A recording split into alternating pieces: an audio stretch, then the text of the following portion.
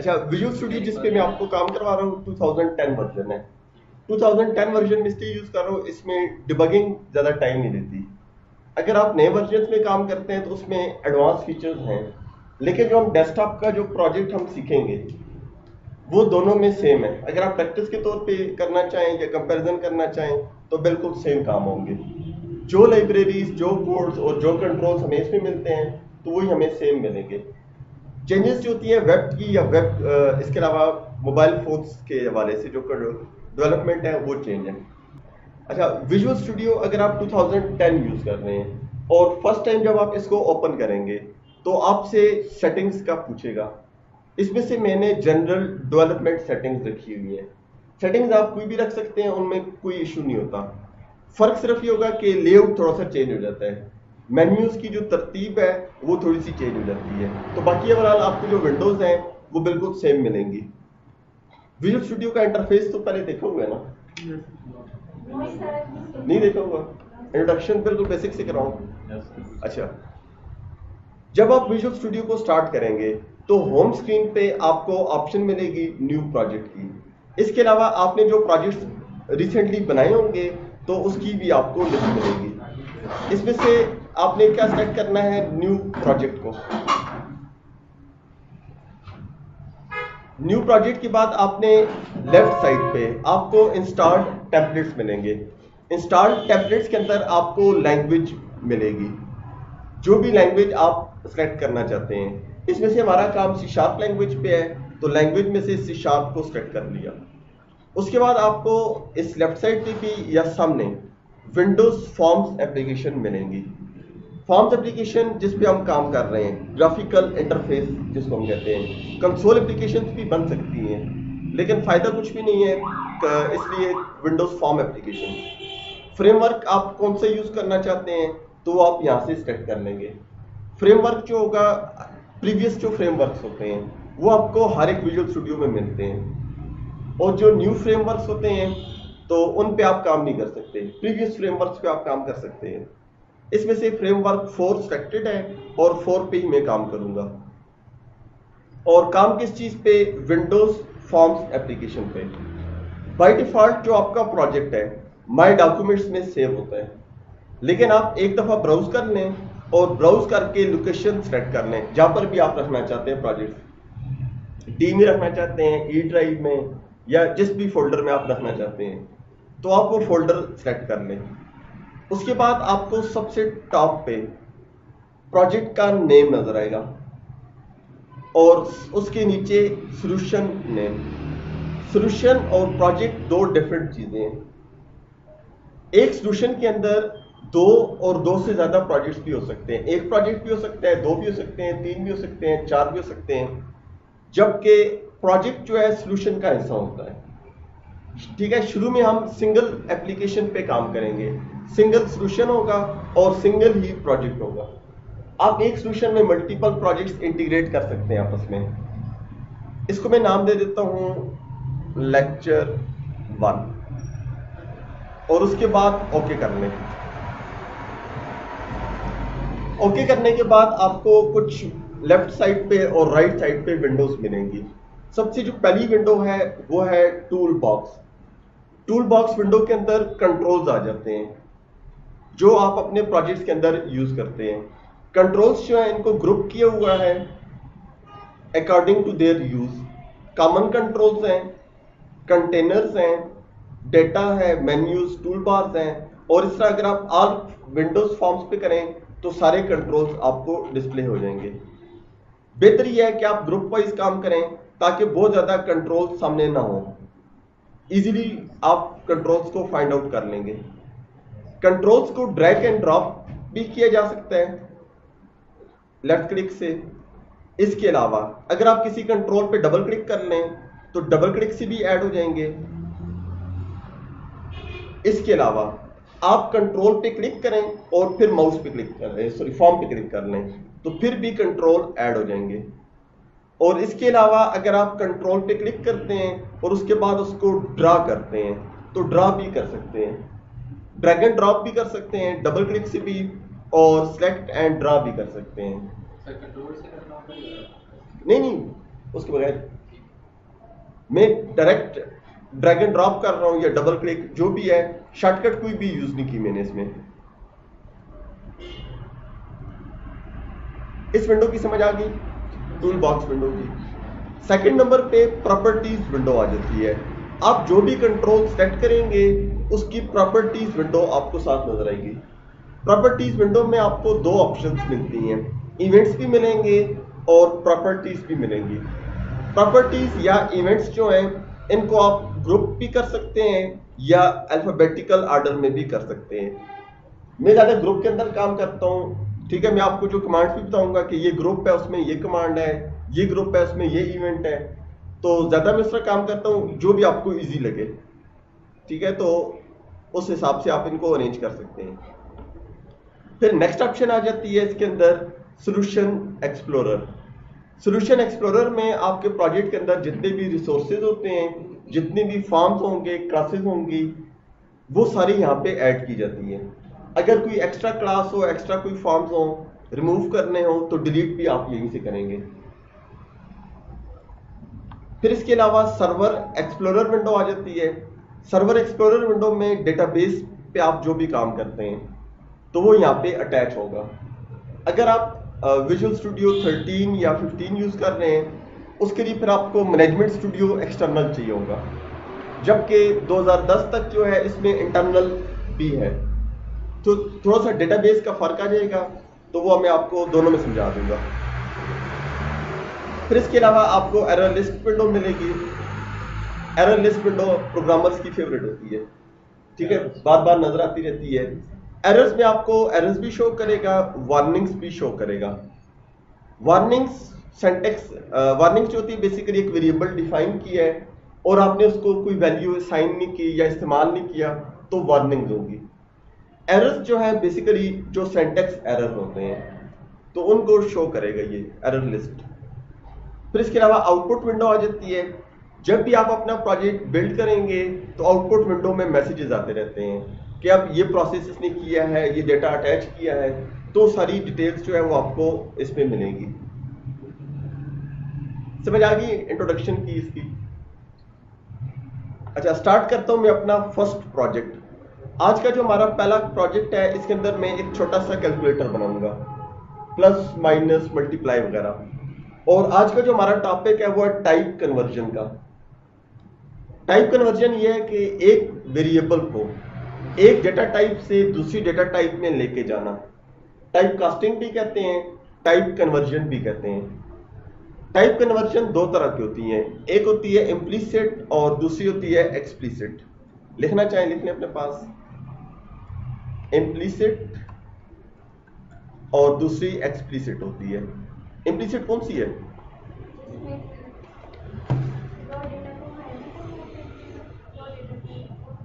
और एक्सप्लिसिट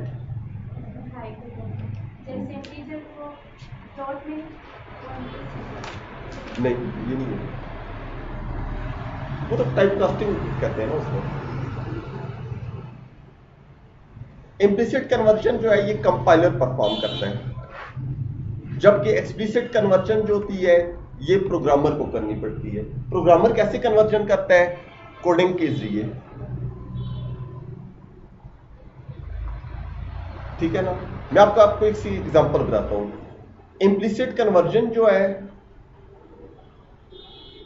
ये VB के अंदर होती है, VB.NET के अंदर होती है, C के अंदर होती है, C++ के अंदर और PHP के अंदर भी होती है।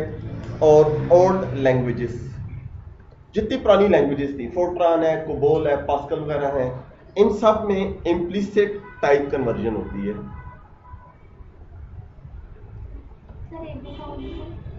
इम्प्लिसिट टाइप कन्वर्जन वो होती है जो कंपाइलर खुद परफॉर्म कर लेता है, और जबकि एक्सप्लिसिट कन्वर्जन वो होती है जो प्रोग्रामर को करनी पड़ती है कोडिंग के जरिए। C# जो है इसमें एक्सप्लिसिट टाइप कन्वर्जन होती है। जो हमारा आज का पहला लेक्चर है हम अपना स्टार्ट ही टाइप कन्वर्जन से करेंगे। तो इम्प्लिसिट कन्वर्जन जो होती है VB के अंदर, VB.NET, C++, PHP या इसके अलावा जितनी भी ओल्ड लैंग्वेजेस थी, उन सब में इम्प्लिसिट टाइप कन्वर्जन होती है, जबकि एक्सप्लिसिट कन्वर्जन जो है जावा के अंदर होती है, सी शार्प के अंदर भी है, जे शार्प के अंदर भी है। जे शार्प पर के ना भी लिखें, उसकी जरूरत नहीं है। Visual C plus plus. Explicit conversion में हमें एक एक्स्ट्रा एफर्ट करनी पड़ती है, जबकि इम्प्लिसिट कन्वर्जन में एक्स्ट्रा एफर्ट कोई भी नहीं है, वो कंपाइलर खुद कर लेगा। तो अच्छी कन्वर्जन कौन सी होगी? प्रोग्रामर वाली। प्रोग्रामर खुद जो कन्वर्जन करता है वो अपनी मर्जी से आउटपुट ले सकता है। सी लैंग्वेज में डिवाइड किया था। अच्छा, यहां पर मैं लेता हूं इंटीजर ए और बी, और एक मैं फ्लोट लेता हूं, इसको मैं आर कह देता हूं। कंपाइलर कौन सा यूज किया है? डेव सी में। चले उसमें भी होगा। R is equal to A divided by b, आपने किया होगा, ऐसे ही किया ना। अच्छा, ए की वैल्यू है 17 और बी की वैल्यू है 2, तो रिजल्ट क्या आया था? आर क्या आया है? पॉइंट में आंसर आया। पॉइंट में आया था। प्रैक्टिस नहीं किया आपने से? नहीं सर, पॉइंट में नहीं आएगा क्योंकि हमने ऊपर एंड दिए हुए हैं, तो ऊपर आंसर ही पॉइंट में नहीं आएगा। ऊपर एंड दिए हुए हैं, ठीक है, एरर भी नहीं एरर नहीं आता। आएगा, ये आंसर आपको आएगा, लेकिन आंसर पॉइंट में नहीं आएगा। पॉइंट में नहीं आता, आपके पास 8 आंसर आता है। हाँ जी, सर ऊपर हमने किसी डिफरेंट टाइप लगा दिए। देखिए आपने प्रॉब्लम आपको बताता हूँ। आपने ऊपर दो इंटीजर्स लिए हैं, ए और बी। ए 17 को स्टोर कर रहा है और बी में 2 है। ए डिवाइडेड बाई बी, रिजल्ट आपका फ्लोट डाटा टाइप में है, लेकिन जब आप रिजल्ट कैलकुलेट करते हैं तो आपका फ्लोट में आता नहीं है। अब यहाँ पे कन्वर्जन कौन सी हो रही है? Implicit conversion. इम्प्लिसिट कन्वर्जन आपको सही रिजल्ट्स बाज़ औक़ात नहीं देती, तो इसका कुछ हल देखा था? सर दूसरे को भी फ्लोट दे नहीं, टाइप कन्वर्जन कर लें। ये हमने अगर आप साथ ये फ्लोट लिख लेते तो टाइप कन्वर्जन खुद ही कर लेता, ठीक है ना। इधर उस्ताद मोहतरम कहते हैं कंपाइलर खराब होगा आपका, ठीक है। ये काफी रेयर केसेस में बताते हैं। अब ये जो होता है बेसिकली टाइप कन्वर्जन नहीं की आपने, टाइप कन्वर्जन इम्प्लिसिट हो रही है, तो एक्सप्लिसिट कन्वर्जन की वजह से एरर आ रहा था। अगर आप टर्बो सी में या डेव सी में जो भी एडिटर यूज कर रहे हैं, ब्रैकेट के अंदर आप फ्लोट लिख लें तो ये टाइप कन्वर्जन फिर एक्सप्लिसिट हो जाती है। वो तो खुद काम कर रही है। ठीक है अगर हम जी, एंड की जगह ऊपर फ्लोट दे दें वो तो आपकी बात ठीक है, वो तो आप कह रहे हैं कि बस कहानी चेंज की जाए, वो तो बात फिर कहानी चेंज करने वाली है स्टार्ट से। अच्छा, अब मैं स्टार्ट करता हूँ। सबसे पहले तो मैं लेता हूँ 1 2 और 3 लेबल्स ले लिए और 3 टेक्स्ट बॉक्सेस।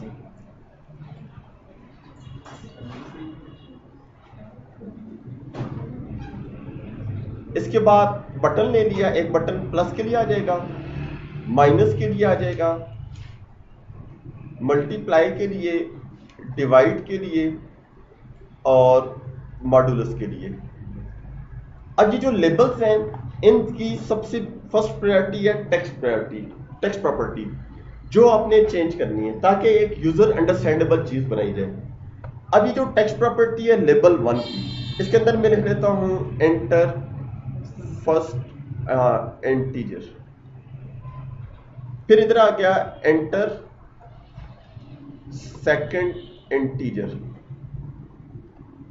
यहां पे आ जाएगा रिजल्ट,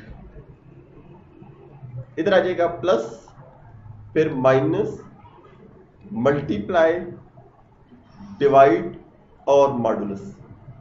मैंने क्या किया, इन सब की जो टेक्स्ट प्रॉपर्टी थी कंट्रोल्स की, वो कंट्रोल्स जो यूजर को नजर आएंगे उनकी मैंने टेक्स्ट प्रॉपर्टी जो है वो चेंज कर दी है। सही कोडिंग में नहीं यूज होती। क्या चीज? सही टेक्स्ट प्रॉपर्टी कोडिंग में नहीं होती यूज। होती है टेक्स्ट प्रॉपर्टी तो यूज होगी टेक्स्ट बॉक्स की। बटन नेम सर इसकी पीछे कोडिंग तो हुई होगी, किसकी? जो आपने बटन वगैरह सारे ऐड किए हैं, तो इसकी अपनी कोडिंग है या फिर ये सीधा .NET पे है, इसकी कोडिंग में नहीं करेगा? नहीं, इसकी कोडिंग आप देख सकते हैं ना। इसकी बैकएंड पे कोडिंग जो होती है डिजाइनर फाइल में होती है, ठीक है। बटन्स को डिफाइन करने का कोड इवेंट्स जब बनेंगे तो इवेंट्स का कोड भी वो सारा डिजाइनर फाइल में स्टोर होता रहता है। अब इसके अंदर कोडिंग पे जाने से पहले आपने क्या करना है, ये जो टेक्स्ट बॉक्सेस आपने ऐड किए होंगे इनके आपने नाम नोट करने हैं। पहला टेक्स्ट बॉक्स जो है टेक्स्ट बॉक्स 1 है, ये टेक्स्ट बॉक्स 2 है।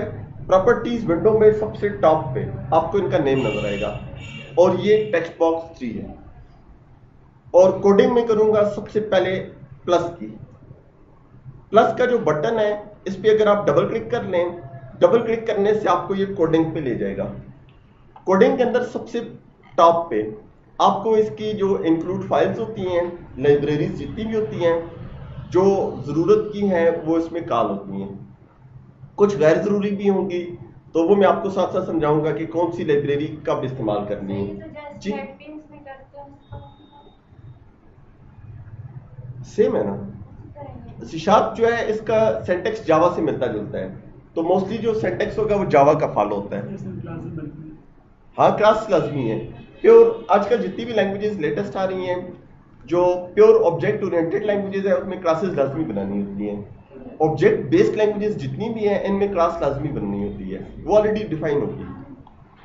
इसके बाद हमारे पास आ गया नेम स्पेस।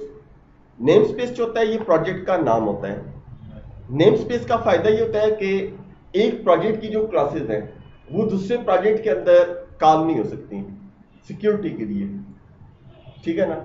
अगर आप नेम स्पेस चेंज कर लें क्लास का तो फिर कॉल हो सकती हैं। एक फॉर्म बनाया हुआ है एक प्रोजेक्ट के अंदर, किसी और प्रोजेक्ट में कॉल करेंगे तो डायरेक्ट कॉल नहीं होगा जब तक आप उसकी क्लास चेंज नहीं करेंगे, नेम स्पेस चेंज नहीं करेंगे।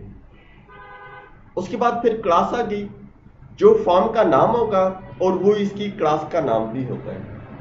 और ये जो फॉर्म है ये इनहेरिट हो रहा है कौन किससे, फॉर्म की क्लास से। फॉर्म 1 इनहेरिट है फॉर्म की क्लास से। फिर उसके बाद इसका कंस्ट्रक्टर आ गया। कंस्ट्रक्टर इसके कंपोनेंट्स को लोड करता है, ठीक है। बाद में डिजाइनर फाइल में इसका कोड होता है।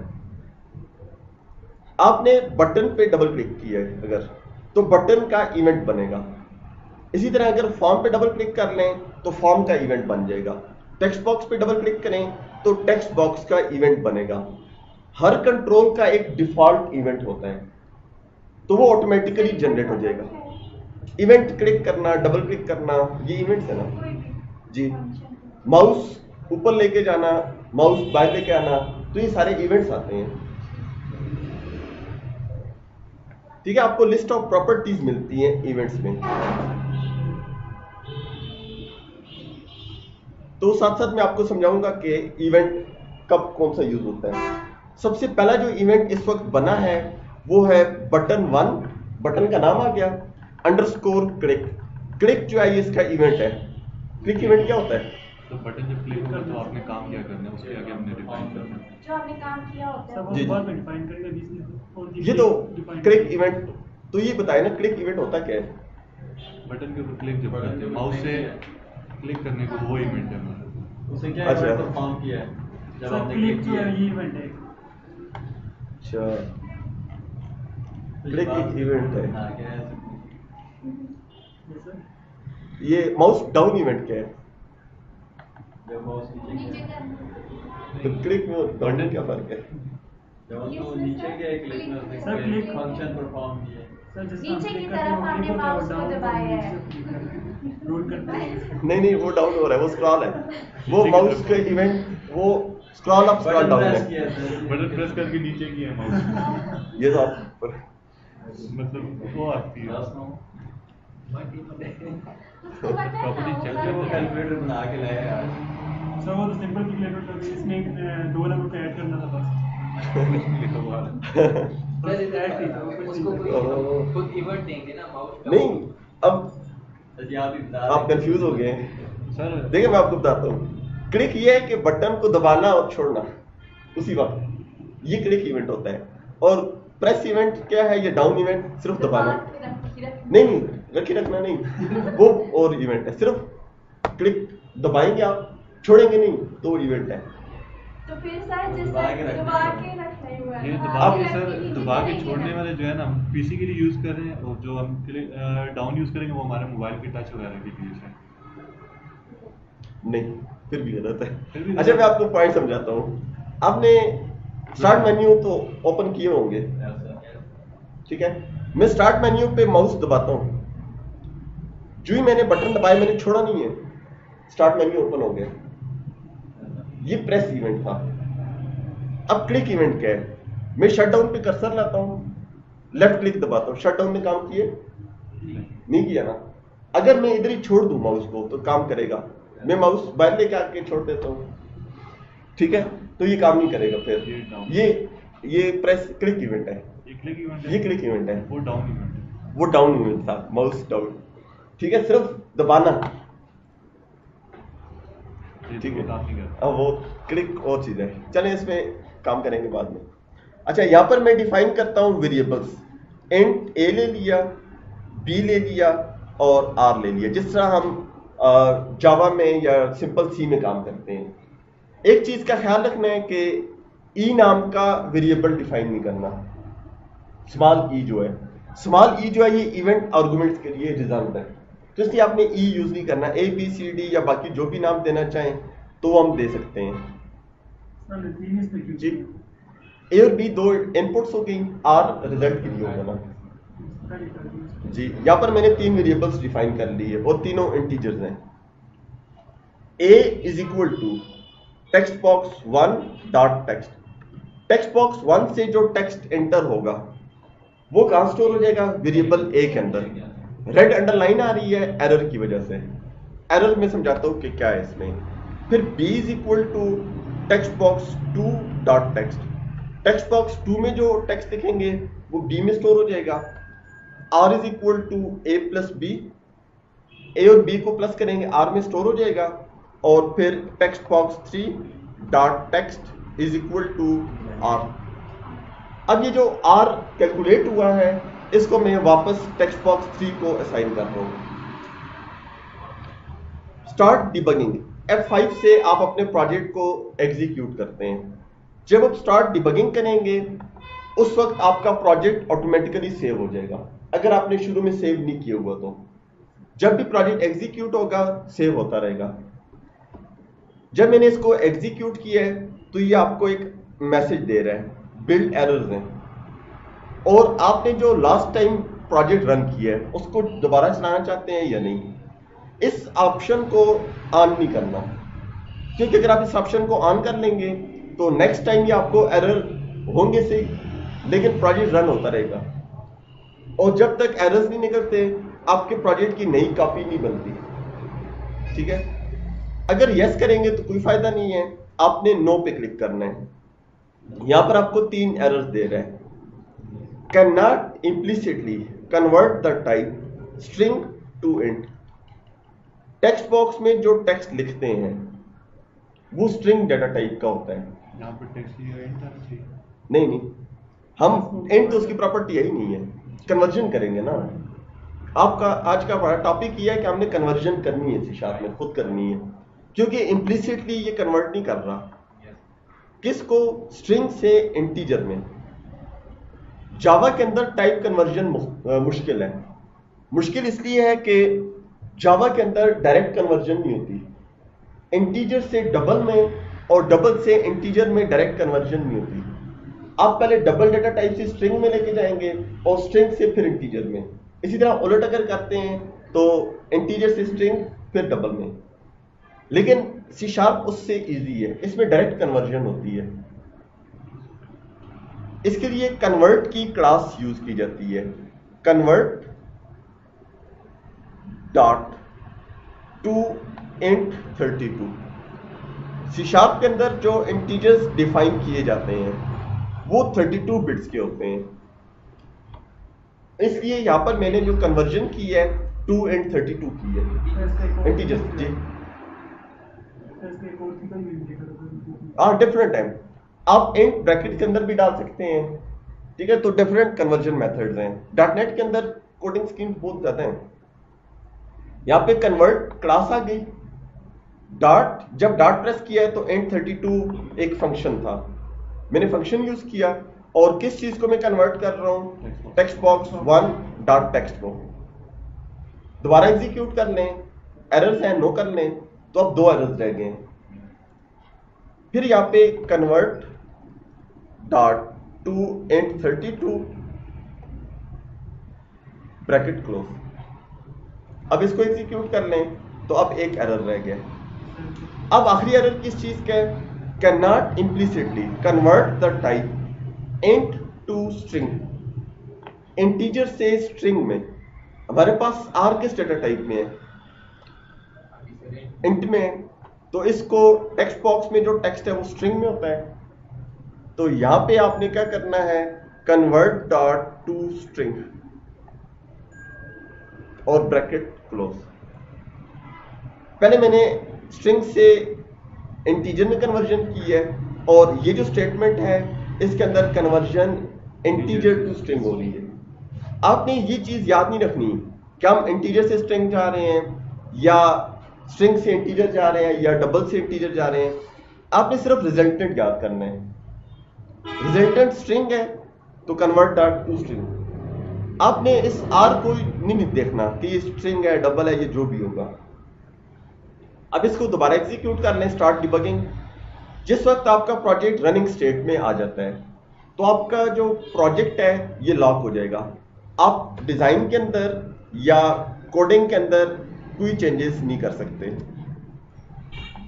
जब आप प्रोजेक्ट को क्लोज करेंगे तो डिबगिंग स्टॉप हो जाएगी, तो फिर आप अपना प्रोजेक्ट चेंज कर सकते हैं, चेंजेस उसमें कर सकते हैं। एरर्स जो होंगे वो पूरे प्रोजेक्ट में चेक करेगा। अगर आपके पास 50 फॉर्म्स बने हुए हैं और एक फॉर्म में एरर है तो पूरा प्रोजेक्ट एग्जीक्यूट नहीं होगा।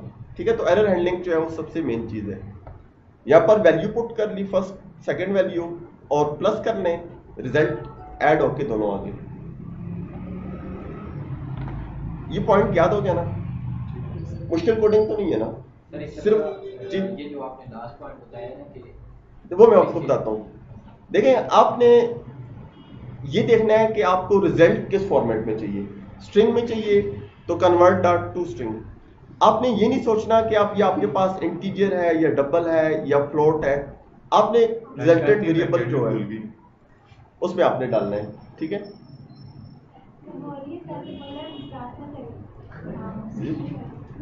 अच्छा डिवाइड पे मैं काम करता हूँ, बाकी आप खुद कर लेंगे ना।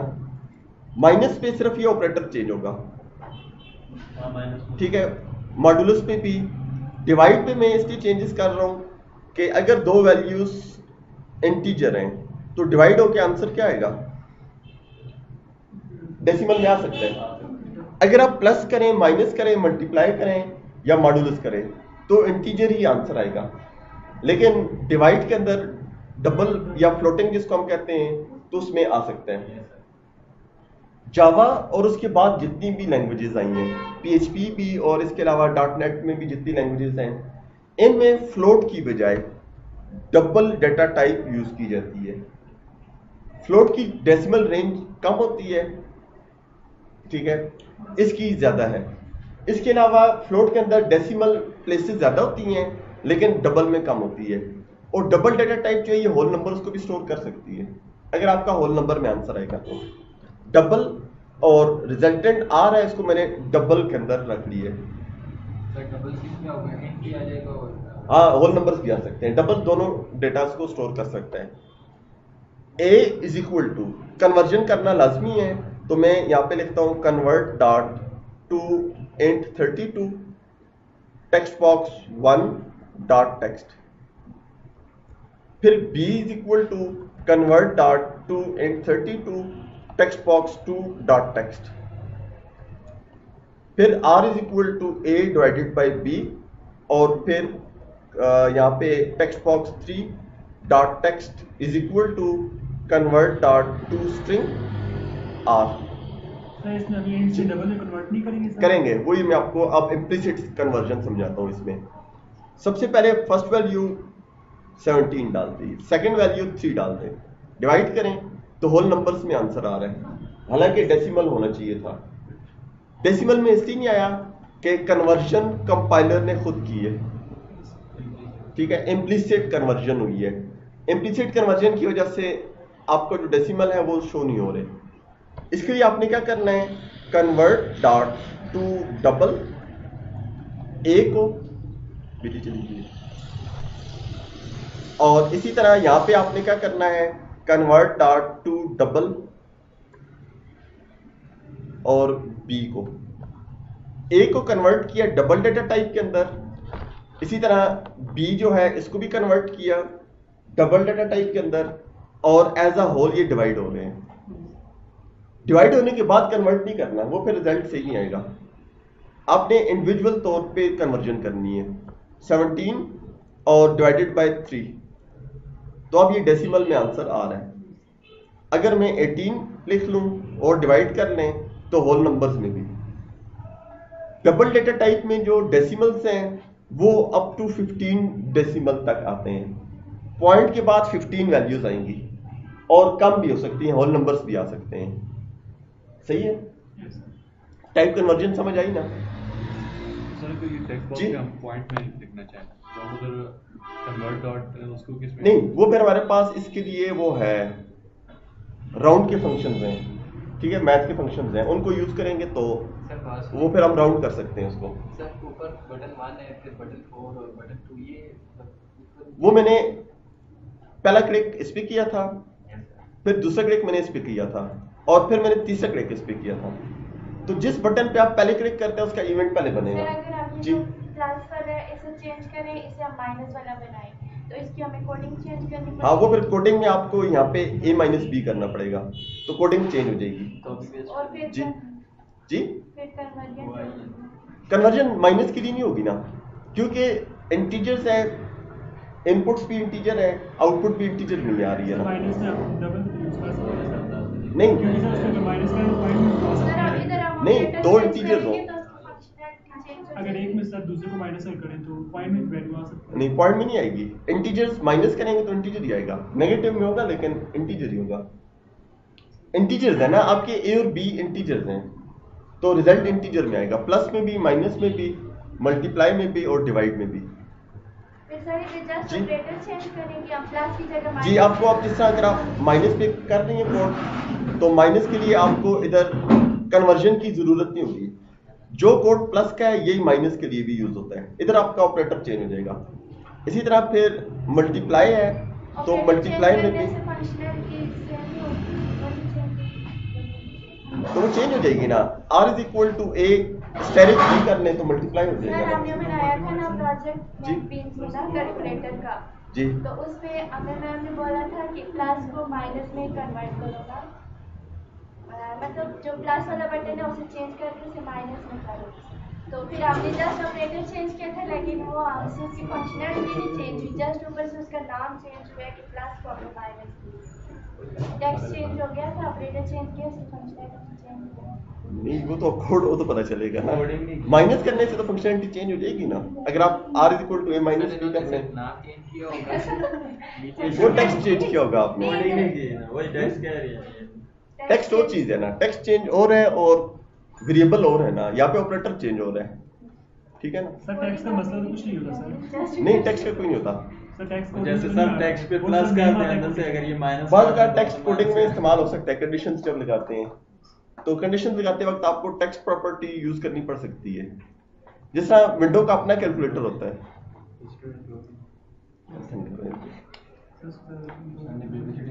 अब जिस तरह विंडो का कैलकुलेटर होता है तो उसमें टेक्स्ट प्रॉपर्टी रीड होती है, क्योंकि प्लस माइनस जो भी ऑपरेटर परफॉर्म करते हैं, फिर जब इज इक्वल टू प्रेस करते हैं तो ऑटोमेटिकली आंसर में आंसर आ जाएगा। इक्वल भी इधर लगा सकते हैं, इक्वल तो बटन इक्वल लग सकता है ना, लिमिटेड तो नहीं है। उसके लिए फिर आपको कंडीशन लगानी पड़ेंगी ऑपरेटर।